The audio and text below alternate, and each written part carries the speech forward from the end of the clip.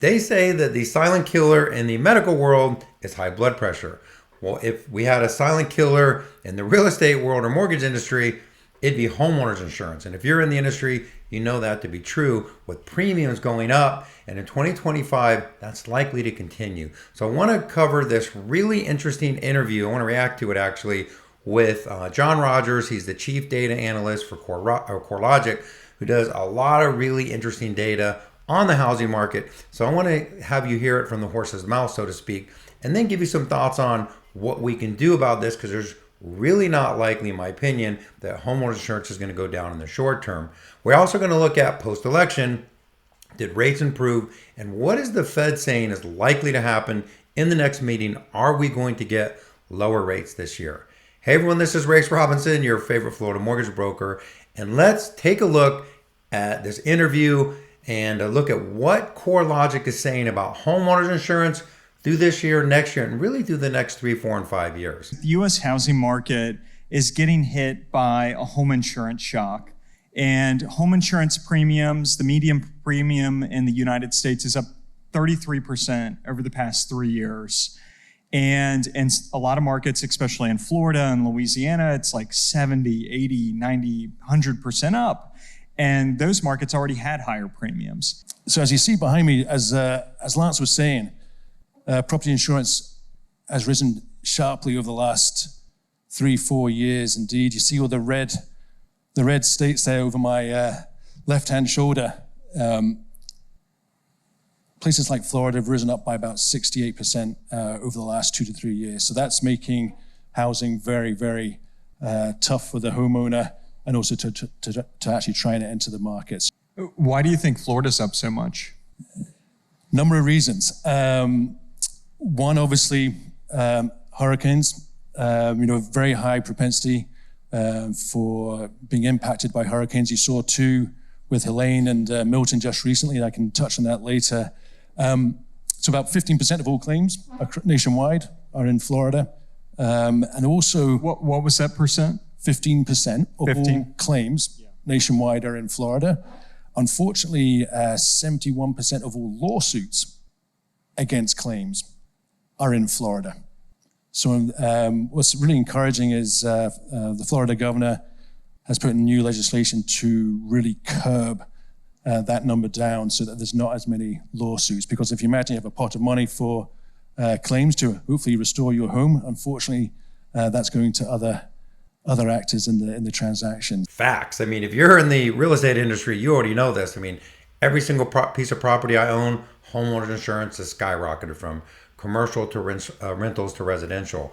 And how I hear this as a person in the mortgage industry every day is when I'm pre-approving clients, it taps into their buying power, and it makes it very difficult sometimes to estimate what somebody qualifies for. I mean, if you look at this chart here, you can see that as insurance premiums, if they went up 68%, as he said, we went from 2,000 to almost 3,320 over the last 3 or 4 years. And homeowners insurance, which is a payment increase of $110, said differently, the buying power of a buyer has went down almost $20,000 just because homeowners insurance. And then on top of that, you have rising interest rates, right? And of course, housing prices are higher, and that all makes affordability where it's at today. And if you had a crystal ball and you had to guess, do you think that the next 10 years there will be more upward pressure on home insurance premiums than the previous 10?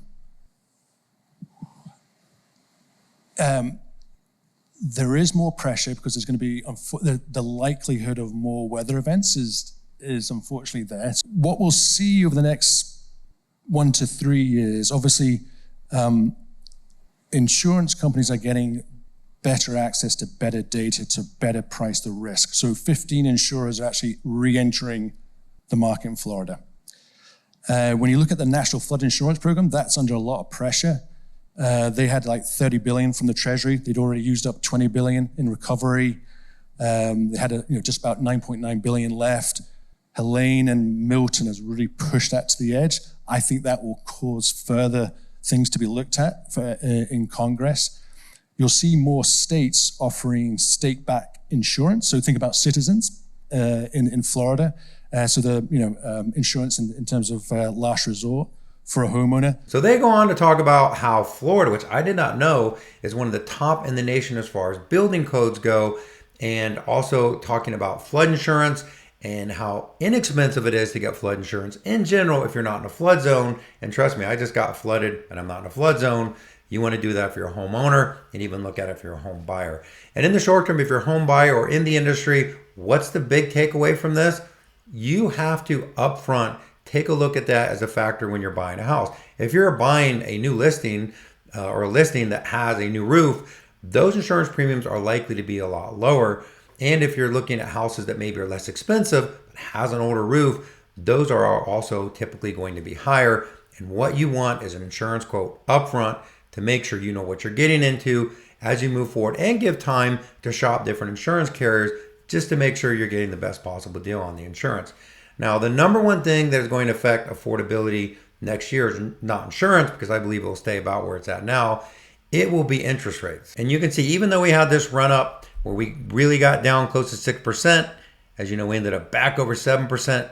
Post-election, we have had a little drop off in rates.